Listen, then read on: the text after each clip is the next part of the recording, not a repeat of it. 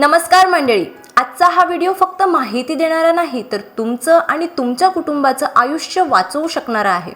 कारण आज आपण अशा लक्षणाबद्दल बोलणार आहोत जी लक्षणं बहुतेक लोक वेळेआधी शरीरात दिसूनही दुर्लक्ष करतात आणि नंतर म्हणतात हार्ट अटॅक अचानक आला.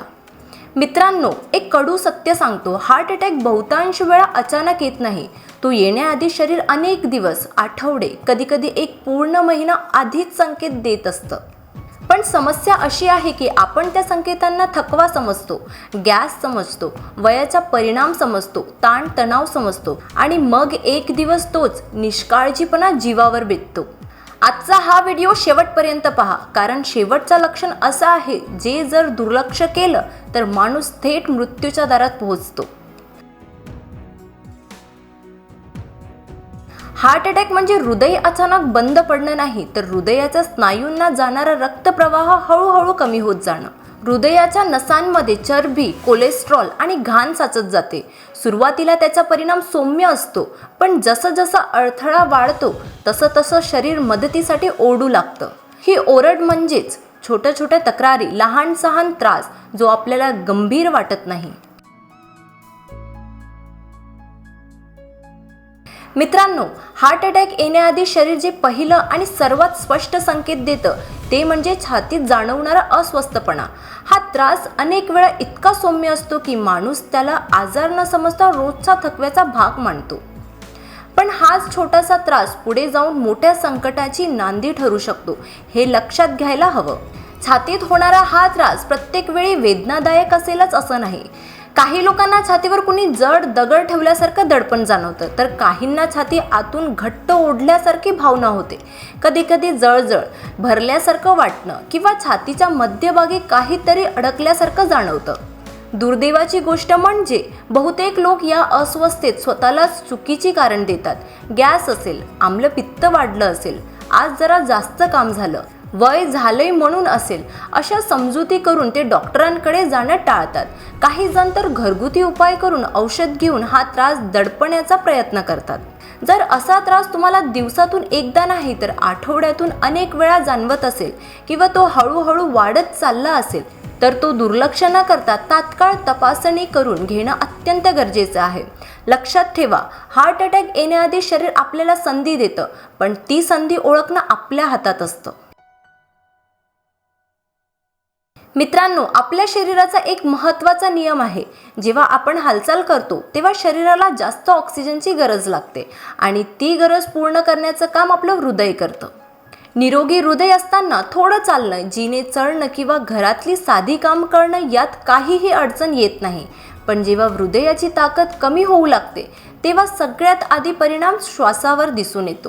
जर तुम्हाला असं जाणवत असेल की पूर्वी अगदी सहज होत असलेली कामं आता करताना श्वास अचानक जोरात लागू लागतो, छातीत दडपण जाणवतं किंवा थोड्याशा हालचालीतही दम लागतो, तर हे लक्षण केवळ कमजोरीचं नाही.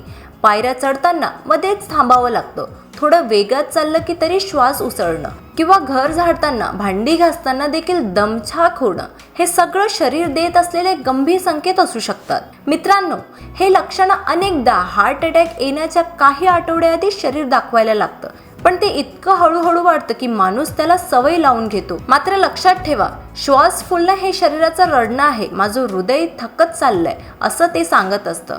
म्हणूनच जर तुम्हाला किंवा तुमच्या घरातील कोणाला देखील कारण नसताना श्वास फुलण्याचा त्रास वाढताना दिसत असेल तर त्याला दुर्लक्ष करू नका.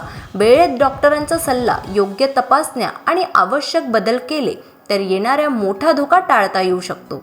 कारण अनेक वेळा वेळेवर ओळखलेले हे लक्षणच हार्ट अटॅकपासून वाचवू शकतं.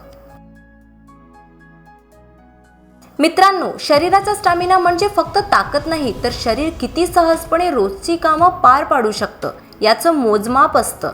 जेव्हा हा स्टॅमिना हळूहळू कमी होऊ लागतो तेव्हा तो फक्त थकवा नसतो, तर शरीरातून येणारा एक गंभीर इशारा असतो. अनेक लोक या बदलाकडे लक्षच देत नाही, कारण हा बदल अचानक नसून हळूहळू घडत जातो. जर तुम्हाला असं वाटू लागलं, आधी जितकं काम मी सहज करायचो तेच काम आता अंगावर येतंय किंवा थोडंसं चाललं की पाय जड वाटतात, तर हा फक्त आळसाचा प्रश्न नाही, शरीरातील ऊर्जा कमी होत असल्याचा एक स्पष्ट संकेत असू शकतो. म्हणूनच मित्रांनो, जर तुम्हाला जाणवत असेल की शरीर पूर्वीसारखं साथ देत नाहीये, साधं कामही ओझ्यासारखं वाटू लागली आहेत आणि हा थकवा दिवसेंदिवस वाढत चालला आहे, तर त्याला फक्त वय, ताण किंवा कमजोरी म्हणून दुर्लक्ष करू नका. हा हार्ट अटॅक पूर्वी मिळणारा मौन इशारा असू शकतो. वेळीच डॉक्टरांचा सल्ला घेणं, हृदयाची तपासणी करून घेणं आणि जीवनशैलीत बदल करणं, हे सगळं केल्यास पुढे येणारा मोठा धोका टाळता येऊ शकतो. कारण लक्षात ठेवा, स्टॅमिना अचानक कमी होणं म्हणजे शरीरात मदतीसाठी केलेले शांत पण गंभीर आव्हान असतं. मित्रांनो, अचानक चक्कर येणं हा असा त्रास आहे ज्याकडे बहुतेक लोक फारसं गंभीर्याने पाहत नाही. उभं राहताच डोळ्यांसमोर क्षणभर अंधारी येणे, तोल जातोय असं वाटणं किंवा काही सेकंदासाठी सगळं फिरत असल्यासारखं जाणवणं, ही लक्षणं अनेक जण रोजच्या जीवनात अनुभवतात. पण प्रश्न असा आहे की ही चक्कर नेमकी का येते, शरीर वारंवार असा इशारा का देते, याचा आपण कधी विचारच करत नाही. जेव्हा हृदय योग्य पद्धतीने रक्त पंप करू शकत नाही, तेव्हा मेंदूपर्यंत पोहोचणारा रक्तपुरवठा कमी होतो. याच क्षणी चक्कर येते, डोळ्यांसमोर काळोख पसरतो आणि काही लोकांना तर क्षणभर शुद्ध हरपल्यासारखं वाटतं. अनेकदा ही अवस्था इतकी पटकन येते की माणसाला स्वतःला सावरायलाही वेळ मिळत नाही. ही स्थिती साध्या थकव्याची नाही, तर हृदयाच्या कार्यक्षमतेत आलेल्या अडथळ्याचा स्पष्ट संकेत असू शकतो. अनेक लोक या अवस्थेत असे म्हणतात, आज गरम जास्त होतोय, बहुतेक BP कमी झाली असेल, जरा कमी खाल्लं म्हणून असं झालं असेल. पण मित्रांनो, जर ही चक्कर आणि धडधड वारंवार होत असेल, दिवसातून एकदाच का होईना पण पुन्हा पुन्हा जाणवत असेल, तर त्याकडे दुर्लक्ष करणं म्हणजे स्वतःच्या जीवाशी खेळणं आहे. कारण हे लक्षण हृदयाच्या लयीतील बिघाड म्हणजेच हार्ट रिदम डिस्टर्बन्सचे संकेत असू शकतात. विशेषतः जर चक्कर येताना त्यासोबत छातीत जडपणा, श्वास घ्यायला त्रास, घाम येणे किंवा मान, खांदा, डावा हात यामध्ये वेदना जाणवत असतील, तर ही परिस्थिती अजिबात हलक्यात घेऊ नका. कारण अशा वेळी हृदयावर ताण खूप वाढलेला असतो आणि तो कधीही मोठ्या हार्ट अटॅकमध्ये बदलू शकतो. मित्रांनो, लक्षात ठेवा, शरीर कधीही विनाकारण इशारे देत नाही. चक्कर येणं आणि हृदयाची वाढलेली धडधड ही केवळ तात्पुरते त्रास नसून हृदयाकडे मिळणारा थेट इशारा असू शकतो. वेळेत तपासणी केली तर मोठा धोका टाळता येऊ शकतो. पण जर या लक्षणाकडे आपण दुर्लक्ष केलं तर त्याचे परिणाम फारच गंभीर ठरू शकतात.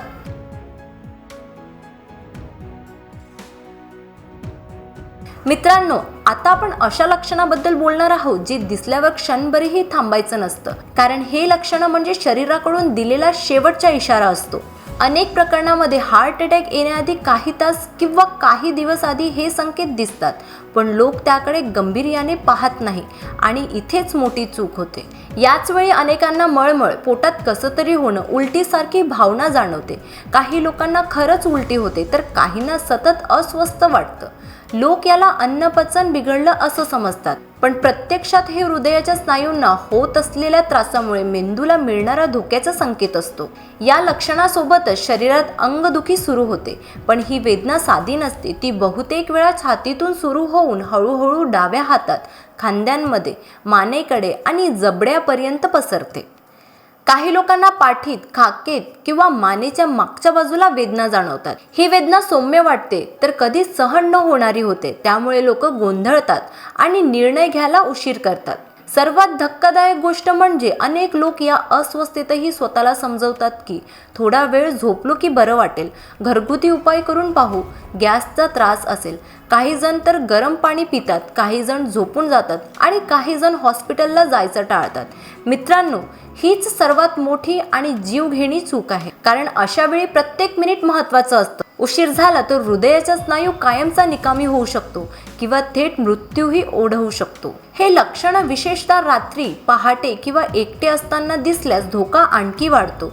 कारण मदत मिळायला उशीर होतो. म्हणून मी हे मुद्दाम सांगतो, जर अचानक थंड घाम, मळमळ, अंगदुखी आणि छाती किंवा डाव्या बाजूला वेदना एकत्र दिसल्या तर क्षणचाही विलंब न करता तातडीने हॉस्पिटलमध्ये जा.